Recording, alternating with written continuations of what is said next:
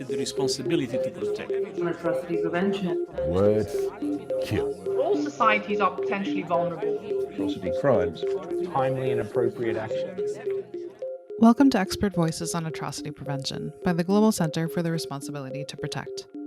I'm Jacqueline Streitfeld Hall, Deputy Executive Director at the Global Center. This podcast features one-on-one conversations with practitioners from the fields of human rights, conflict prevention, and atrocity prevention. These conversations will give us a glimpse of the personal and professional side of how practitioners approach human rights protection and atrocity prevention, allowing us to explore challenges, identify best practices, and share lessons learned on how we can protect populations more effectively. Today I'm speaking with Jai-Ayla Sutherland and Kelsey Shantz, who are program officers for Mass Violence and Atrocities at the Stanley Center for Peace and Security. The Stanley Center for Peace and Security, formerly known as the Stanley Foundation, is a policy-oriented organization that works with global decision makers to prevent mass violence and advance cooperative approaches to peace and security. Thank you for joining us today. Thank you for having us.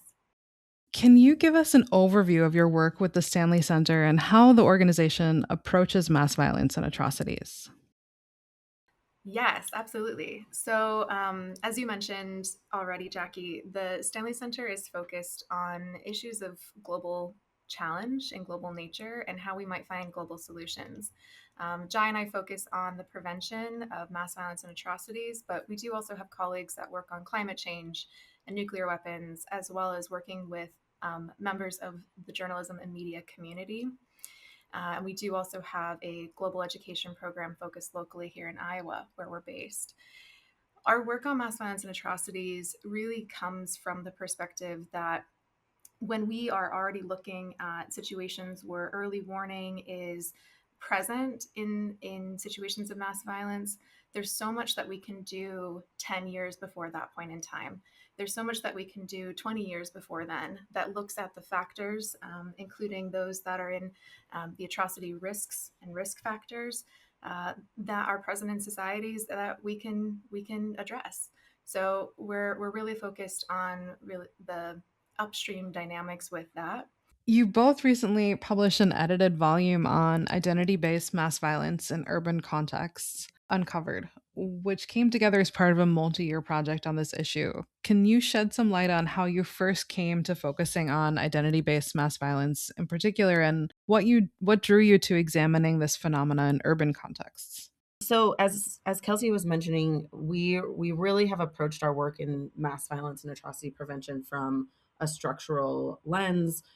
That's due to the kind of institution we are, the where we're based geographically. We're based in Iowa, and so really, when we think about the tools we have and the ways that we can engage most meaningfully, it really is in that upstream and structural space that connects to prevention.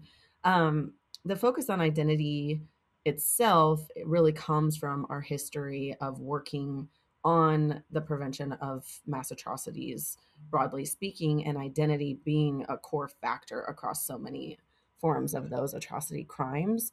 And so we really began to emphasize that identity is really a key component of why violence occurs and how power is used to manipulate others and to control violence or perpetuate violence, often by creating stark divisions between identity groups, making certain identities appear as a threat or as potentially harmful to others. And so that's how we began to kind of focus on that. But in terms of the urban component of it, what we began to see was a gap. And so coming from the atrocity prevention space, it's very global, it's very nationalized, it's very international, those conversations, because the norms around atrocities and international law around atrocities really occur at that level.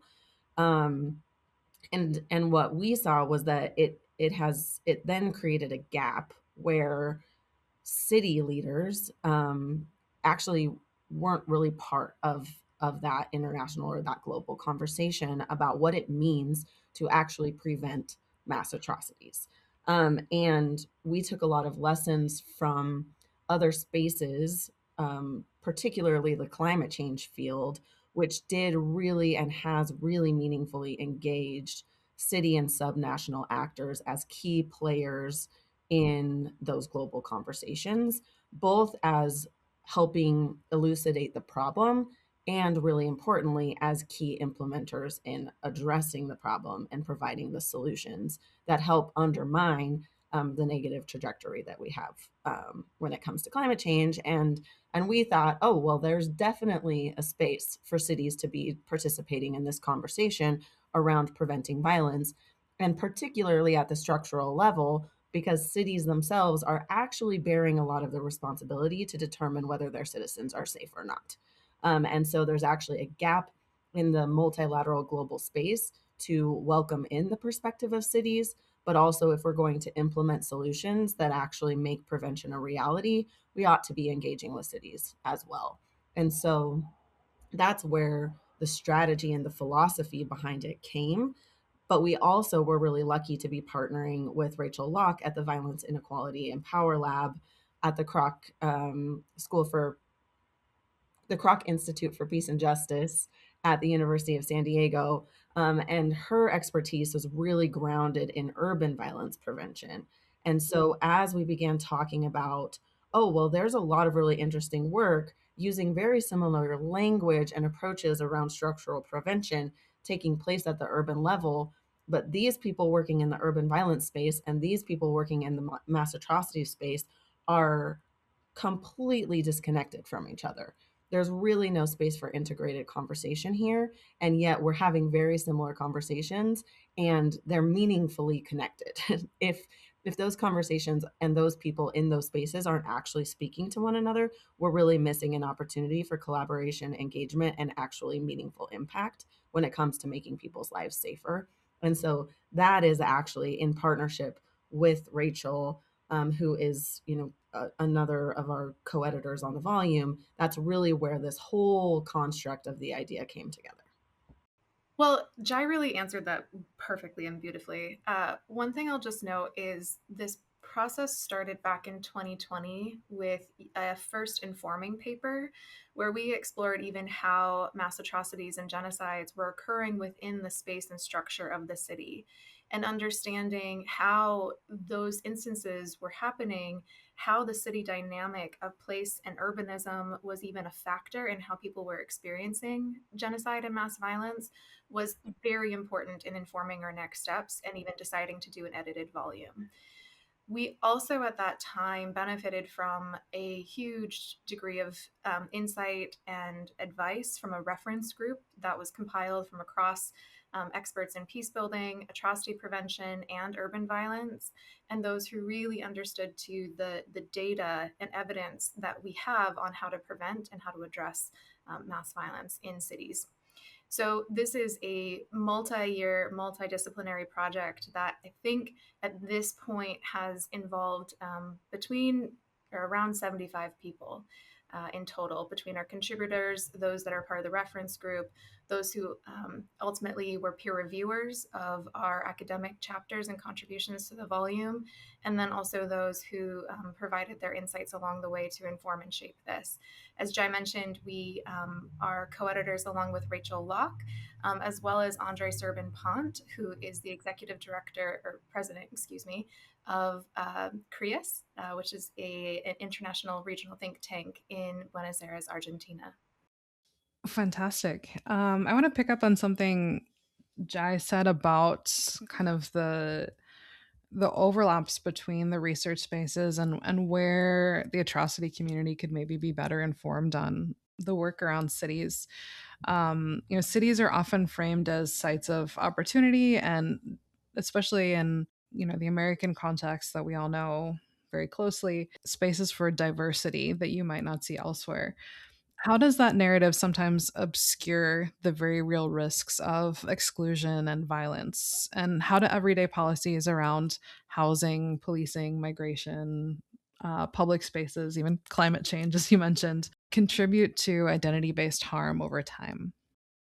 Oh, I mean, I think that is the question that we were trying to look at. And I think coming from the atrocity prevention space, when the conversation is at such a high level, when you begin to say and commit to structural prevention of atrocity crimes, you really have to get local pretty quickly because that is where the structures, both physically, to your point about housing, and institutionally, about governance, that is where those structures are. And so, yes, global norms, international law, mechanisms for diplomacy, all of that, of course, matters when it comes to preventing conflict and the types of atrocities that we're familiar with engaging.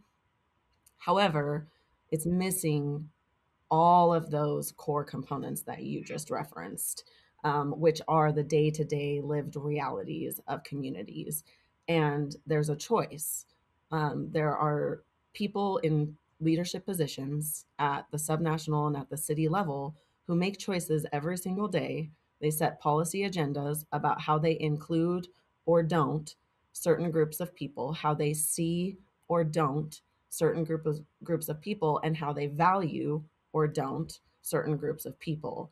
And so cities are absolutely a place of opportunity if it's meaningful and intentional to come to a policy decision and choices about how resources are spent, in a way that is inclusive, that is just, that is responsive to barriers to access institutions and services for certain groups and um, certain people with certain identities. So cities can be spaces of immense opportunity.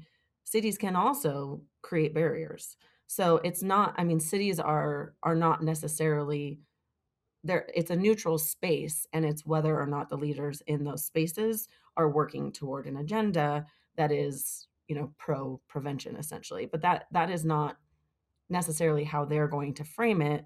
It's going to look like economic opportunity. It's going to look like equal access to housing. It's going to look like being able to get health care when you need it.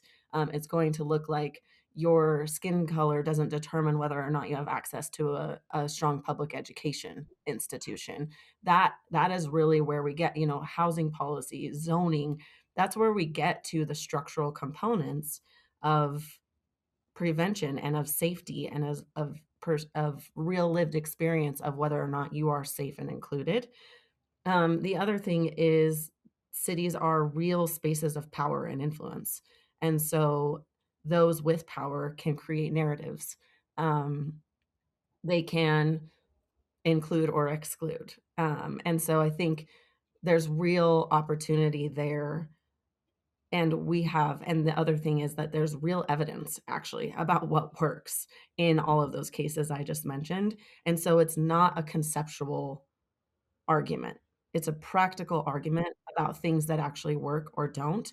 And that's where there is space. And yes, again, it's not either or, it's what's happening at the local level and what's happening at the global or international level. But there's a relationship there that needs to be honored and acknowledged.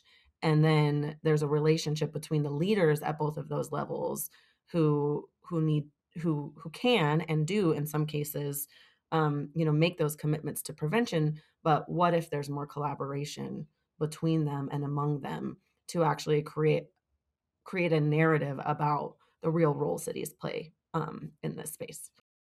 Yeah, and I think along those lines, one of the through lines we saw in the book is that harm often emerges from systems, not just individuals, and specific leaders. So, what roles do you see municipal governments playing in either reinforcing or disrupting these patterns of harm? So there's something that, our co-editor Rachel says that really resonates with me, and it's about being seen. And she always says, in order to make change, And in order to be heard, people have to first be seen, and be seen in their full spectrum of what are actually complex identities. Nobody has a singular identity. And often what happens, at a narrative level is that identities are oversimplified, people are categorized, and then they're either included or they're othered. And so in order to make an impact on the dynamics that are causing harm, those in positions of power have to see and welcome the complexity that surrounds individual and group identities, and then be willing to investigate the policy choices that they have power over, to make decisions around inclusive, just, and equal access for all of the different groups and all of the different identities that are present in society. I mean, I think that's generally the answer. That looks like, again, revisiting housing policies, revisiting how students of all kinds access education. It means, does everybody have an opportunity to see a doctor, that it will provide good quality care? But it also means that, so those are really, really on the structural side, but it also means that police officers and security agents are informed on how they respond to violence and what are the ethical guidelines around how they engage with certain communities. Are police departments building relationships and targeting violence in a way that is informed by data, evidence, and best practice? Or is it in a way that is biased against certain identity groups? So it's not even just on the highly structural systemic side of things, it's also in the practical ways that that governments with authority over security responses are engaging with their communities, and also their willingness to understand that those who perpetuate violence are often also victims themselves. And so are they willing to then engage in violence reduction, with that awareness in mind? And those sorts of approaches require leadership, and that's where the municipal leaders, both in governments and also on the side of civil society, must come to the table with a willingness to accept the complexity of these policy decisions. But a lot of times, and not necessarily on purpose, the idea of identity itself doesn't necessarily take an important seat at the policy debate table, right? So we're even saying, just please at least consider this, take this into consideration, when coming to a policy. Who are you actually listening to? Who's informing your debate on this policy issue? Is it a certain person? Is it a certain segment of society? Is it considering those voices who aren't here? Things like that. I'll just add, I think a lot of it is about agency and power and who has it. So we have several chapters of the volume that are written from a position of lived experience, and we can speak more about how that came to be. But in those chapters, we see really deep knowledge of how the violence is experienced and how investing in individuals can be transformational and can in turn inform the transformation of the entire systems and communities, and where people need agency to change their lives. And by investing in that agency, you're able to, at its municipal level, create really important impact. And this involves even connecting the storytelling and understanding who gets to tell that story, whose words are heard, whose words are amplified into decision-making spaces. And then for those that have the authority of decision making, are they listening? And are they seeing the humanity in the people who may not look like them, sound like them, or believe in the same things they do? Can I add one more thing to that question also? I think, particularly with this conversation and the ways that our home institutions have engaged with each other, city leaders sit at this middle level of governance. And so we're talking a lot about what city leaders can do in their own communities to make life better and safer, and how the role of identity matters. But there's also real opportunity for collective action for cities to make a difference at the international and global level as well. And so not only can municipal governments make an impact, in the spaces that they're directly accountable and responsible for, which they can and do in a lot of cases, but there's more opportunity, obviously. But also there's real opportunity for collective action, among city leaders who are committed to this type of prevention, to work together to advocate on behalf of cities at the global level as well. And that's something we also really wanted to emphasize through this work. Not only can they learn and share from one another, which is really important, and does take place in certain, city focused networks, but there's real space for them to engage as advocates, and also for the international community to welcome them as advocates in debates on violence prevention globally.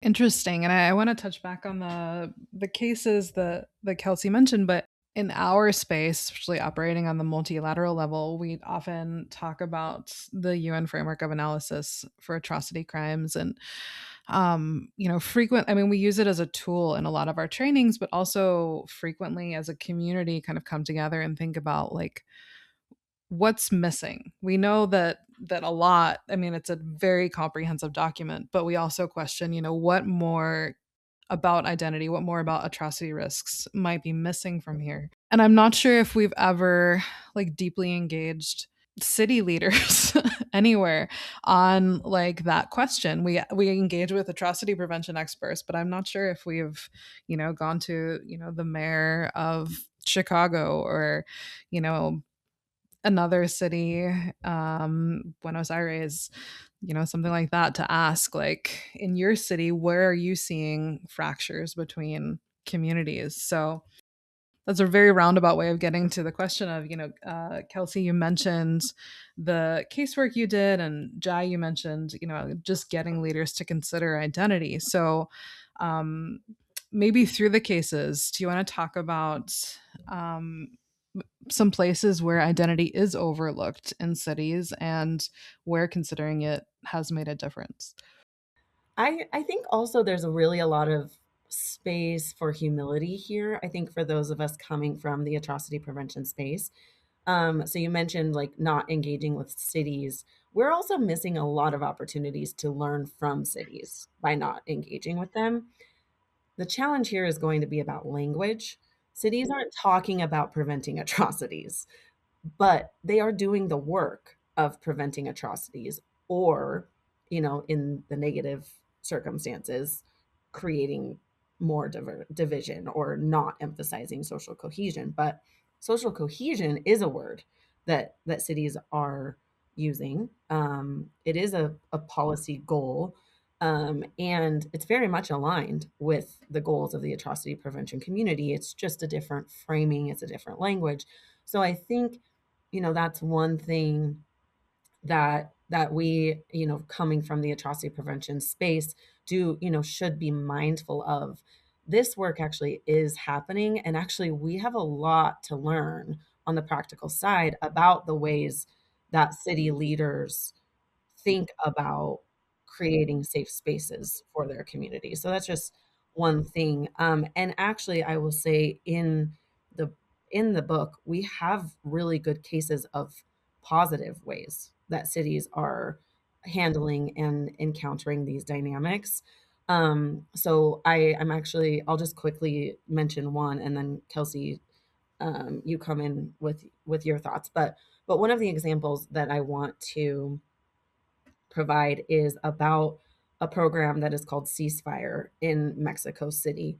And this is a program that was modeled off of other, ceasefire type programs in the United States and elsewhere, where it's really about tracking violence and looking at violence through the data of where it happens the most, and then coming up with a comprehensive plan to engage those communities, not just from a punitive perspective, but from an understanding that violence is like a sickness or a disease. It is transmitted among individuals, again, that is cycled between victim and perpetrator, who are often in both roles, and that there's actually a way for police officers in particular to engage with communities to intercept violence, to stop episodes of reciprocal violence, to build communities, or I'm sorry, to build relationships with communities, to help understand police as not just this enforcement, outsider coming in and seeing a certain community as a problem, but rather actually engaging and building relationships that help the officers understand where and why violence occurs, but also the community understands that officers are there to help and not just point fingers um, at them. And this program actually created a lot of space for mutual understanding and those forms of relationship development among the officers and among those in these neighborhoods that are particularly involved in violence. And it led to really positive reductions in violence in these certain neighborhoods. So there's really good evidence, and there are models for this form of focused deterrence and community engagement that connect back to cure violence and to different neighborhood approaches that really focus on centering on the very quite limited and narrow spaces that are experiencing these high levels of violence, and treating it as almost a as a health related problem, and understanding that there are ways to engage that go beyond just the punitive justice system, and actually reveal much better rates when it comes to actually having meaningful impact on the reduction of violence in these communities. Yeah, well, no, I totally, well stated, Jai, and I totally agree. We have many examples where cities are acting in good faith. They are good partners. They're really trying to understand how all members of their community might experience lives of that have well-being and safety at their heart. Jacqueline, you prompted a question about our case studies and the examples in the volume, and I'll just mention that in addition to the more academic style chapters that we had that are a little bit more typical of what you would expect in an edited volume, we also wanted those with lived experience to be able to share their own contributions to the volume. And so we actually asked them, you tell us the medium that you want to use in your contributions to this space. We did not force the form of an academically written chapter on all of the contributors, but instead welcomed unique kinds of contributions, including ethnographic journalism. We have poetry. We have first-person lived experience and narrative in this volume, and then photos as well as complementary videos that are available online. One of the individuals who contributed a story, she does trauma healing work in Nairobi. She had grown up in the informal settlements there, and her name is Rose Mbone. She's a peace builder who is committed to doing trauma reduction training, trauma healing training in her community. And her chapter explores the impact of extrajudicial violence, not just on the young men who lose their lives, but also on the police officers who engage in it, and on the community as a whole, and what that death does to the community, what even the risk of that death does to the community, how that feeds cycles of violence. And as Jai already mentioned, that the victim and perpetrator lines here are very intersecting and blurred. We must be thoughtful in breaking down some of those binaries and understanding that the experience of violence is a complex one.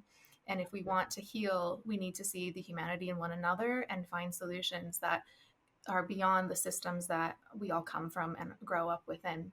And so the agency in Rose's chapter, in working even with the police departments, who in many cases are coming from the national level, and so where we have security systems that might be state operated, might be city operated, security and safety that is the responsibility of the municipality, but relies on the community members, being able to look at the system as a whole and seeing the whole of society approaches that can be balanced and addressing the fundamental nature of how people are experiencing safety and the risk of violence in their community. It's important that we also mention that one of the components of this conversation that we felt was really important is that we demonstrate that violence occurs everywhere. And in the atrocity prevention community, it's common for us to say no one is immune. And by that we mean, any state or any country is at risk for identity-based mass violence or genocide or any one of the mass atrocities that we talk about. And so in this book, we also wanted to demonstrate that um, that cities are also at risk all over the country, and cities are doing good things, and there is room for improvement in all areas as well. So we made sure to include examples and cases from all over the world. And so we just talked about one in Mexico City, we talked about another in Nairobi, and I think it's important to mention too that Ariana Markowitz, who actually wrote that first investigative paper that includes 9 cases of atrocity level violence in cities across the world, and we'd be happy to share that link with you. She wrote about the structural components of violence that take place in one is in Phoenix, one is in New York City, and the other is another is on London, and I think I'm forgetting another right now off the top of my head. But the point is, for example, in New York, there was a program to bring lighting to neighborhoods that experience high levels of crime. I'm forgetting the name of this program off the top of my head, but the challenge with this policy intervention, which was hailed as a success, was that individuals in this neighborhood were essentially victimized by not having access to darkness. And that sounds strange, right? And in terms of like the conversation that we're having now, but the implications on the well-being of this society, which was largely Black, which was of a certain socioeconomic level. Um, who can rest when you have immense lighting on your home? I mean, my neighbor leaves his porch light on, and I can't rest. And it's a porch light. It's not like major intense lighting. And so, who is safe in this circumstance? Yes, maybe there's less crime, but are kids sleeping? Can kids study? Do people have the ability to have privacy? I mean, these are going back to these policy decisions. This is alienating an entire community and also literally spotlighting that, oh, that's where bad things happen. What does that do to a sense of belonging, to a sense of safety, to a sense of feeling protected versus identified for what is generally a very small group of people creating the majority of violence, that now this is how you're literally seen and illuminated across a city landscape. And so that's an example of where the intention was around safety, but the outcome was actually to quite literally exclude and then illuminate an entire group of people that have negative repercussions on their wellness and their safety beyond just a specific crime or a specific episode of violence. So we want to really message that anyone in the position of leadership in any city anywhere need and ought to be contending with what safety and security really means. The reason we called the book Uncovered even to begin with is because we wanted to express the nature of how these forms of violence that are occurring within cities over time, not just in acute ways and very spectacular forms of extreme violence, but also in more structural, longer term timelines but that also is a significant experience of violence where identity is at play, and that the weaponization of identity is encouraging and allowing and permitting that violence to go unaddressed and unnoticed, particularly when it is conducted by the state. This is something we see in atrocity prevention at a national level, but we were also seeing and uncovering this at a city-based level. And so, for how the community members might be able to push back against those conditions, might be empowered to inform and reshape their communities to address those underlying conditions, where even, basic services, as Jai was saying earlier, are not received by some in the community based on where they live in the neighborhood, or additional policing is just present in certain neighborhoods because an assumption is present about someone's willingness to engage in crime and violence without really challenging why they're engaging in violence to begin with, and supporting communities and supporting young people in those communities too from engaging in that to begin with. Those are some of the layers of identity and violence across the city level that we grapple with in this volume. Yeah, I think one of the really interesting things we took away from the book kind of was this emphasis that, rather than short-term fixes to problems like this lighting solution to crime, cities need long-term transformation through policy change, community building, and as you mentioned, mutual understanding, social cohesion, rebuilding trust between city officials, security officers, and communities in spaces where it's been eroded. So, are there things you observed through the work that are examples of, I guess, positive examples of where local action to do this transformation has successfully shifted the fault lines? I know you mentioned some examples already, but are there other ones that you really were touched by? As we're coming to this, I mean, one of the ways too structurally that maybe is worth mentioning is that we did set up this book to kind of reflect. The first half focused on problems, and the second half focused on solutions. And so there are certain of those, personal stories or cases that really do emphasize the problems. The two cases that Kelsey and I talked about in Nairobi and in Mexico City were an effort to emphasize solutions that are locally rooted. So this is more. This is coming from Carrie Wiggum's chapter on memory and on the fact that we understand. I think anyone working in the violence space understands that violence is cyclical. So a history of violence means you're much more likely to experience it again, whether on the local level or the international level. And so memory and how you restore from violence and heal from violence is really important from a prevention perspective. And so Carrie Wiggum's chapter focuses on a few case studies.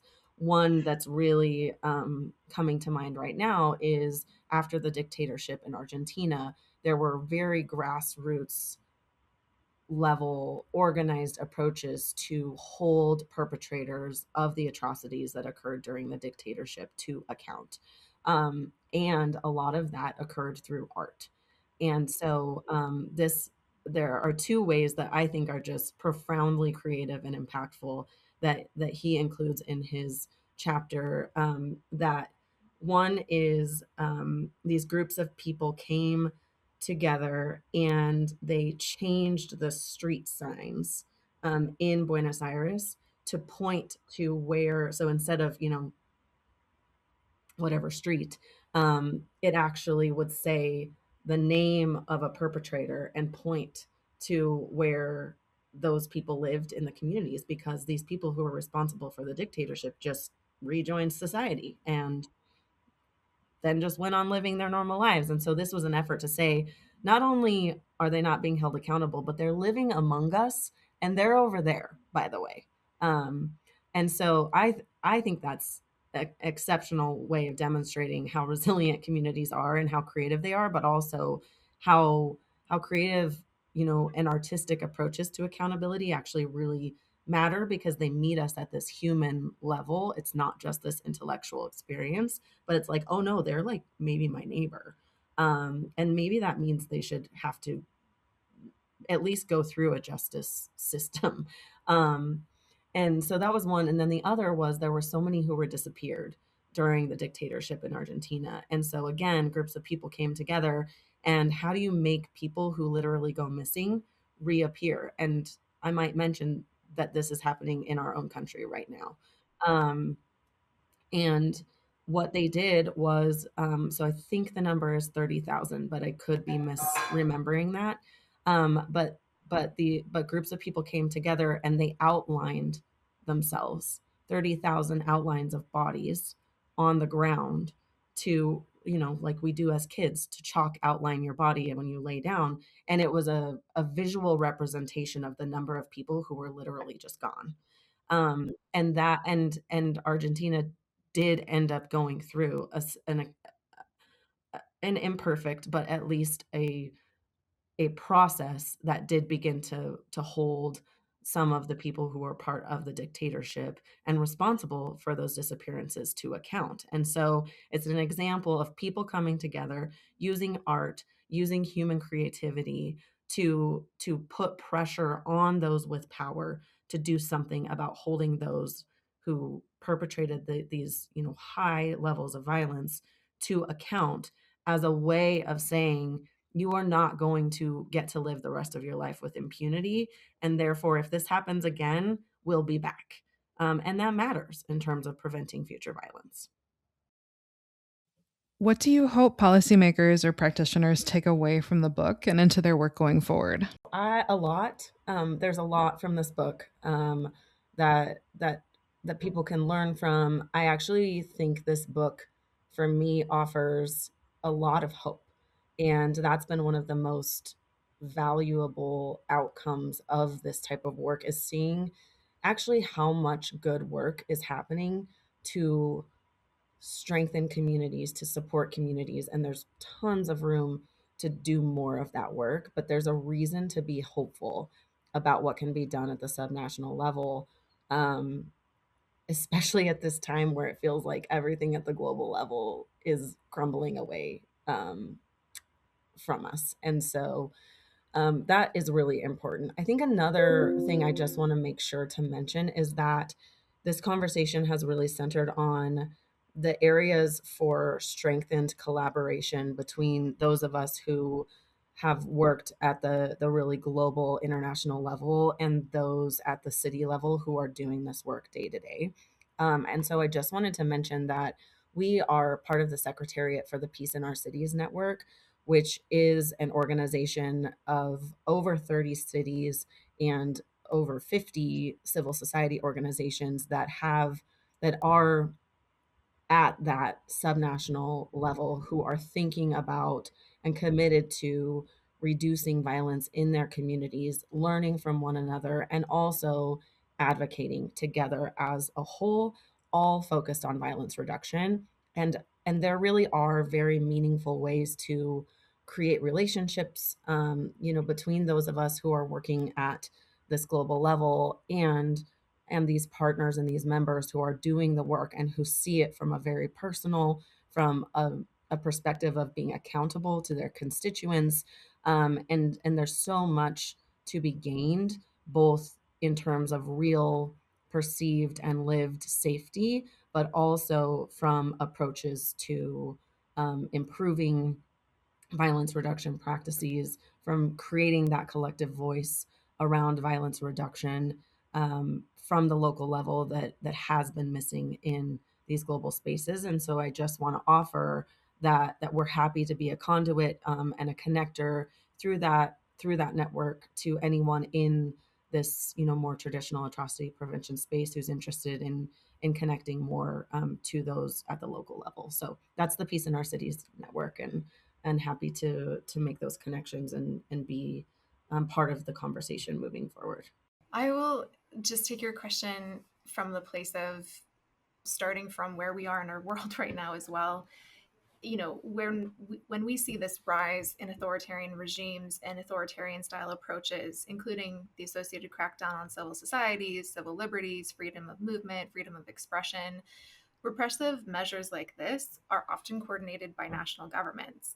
Cities within these nation states have the ability to, in many instances, form barriers of resistance to these efforts, including by upholding individual and collective rights and working on the systems in a decentralized way that they have control over within their own communities.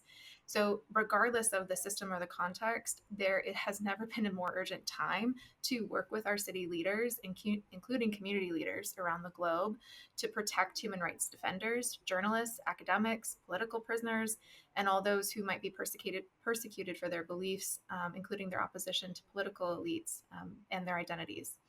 And also, I think right now people need community and places to gather to find meaning, to find joy and solace. And particularly when we're talking about instances of discrimination and systems of harm and exclusion. So having safe public spaces that reinforce our own humanity and how we live our lives in our community, this is really important for the emotional, mental, and spiritual needs of all people. And that ultimately, I think we have the common goal, whether we're coming from atrocity prevention, peace building, or urban violence reduction at the local level, for all people to be able to flourish and live safe and meaningful lives in their communities. So I hope that practitioners and academics who engage with this volume and this work find something enlightening that they can take back into their own spaces, find a new individual or resource that they want to connect with. Maybe you might consider how the city space is ripe for opportunity in addressing atrocity crimes and the factors that lead to it, and find greater collaboration and hope in that journey. Thank you for joining us for this episode of Expert Voices on Atrocity Prevention. If you enjoyed this episode, we encourage you to subscribe to the podcast on Apple Podcasts, SoundCloud, or Spotify, and we'd be grateful if you left us a review. For more information on the Global Center's work on R2P, mass atrocity prevention, and populations at risk of mass atrocities, visit our website at www.globalr2p.org and connect with us on Facebook, Blue Sky, or LinkedIn at GCR2P.